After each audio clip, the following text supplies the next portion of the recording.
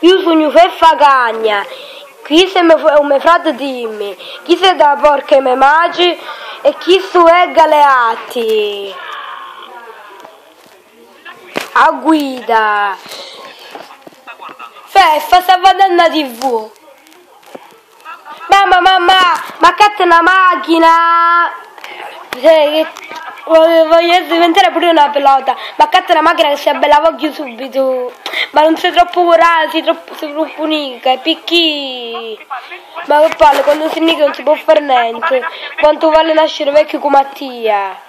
E guarda che ci vogliono tanti soldini per prendere la macchina dentro, non li troviamo i soldi. Che mi interessa, va a rubare, venditi i miei zingari, va a lavorare in strada.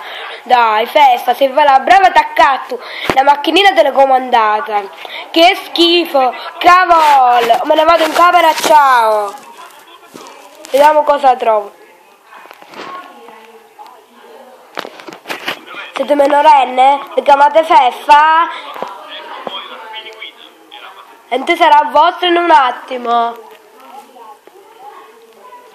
Salve, e benvenuta alla spediguida. Ciao.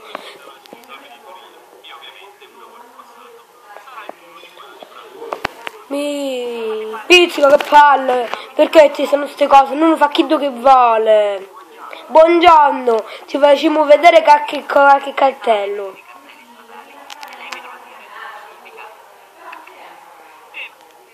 Vedati i rettangoli bianchi.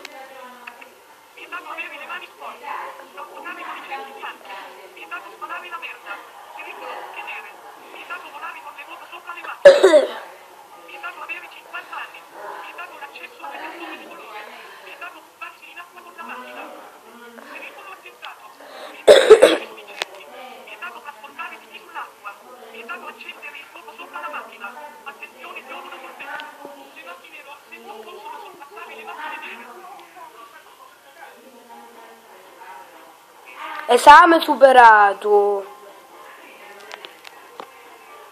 Mi raccomando, sta attenta.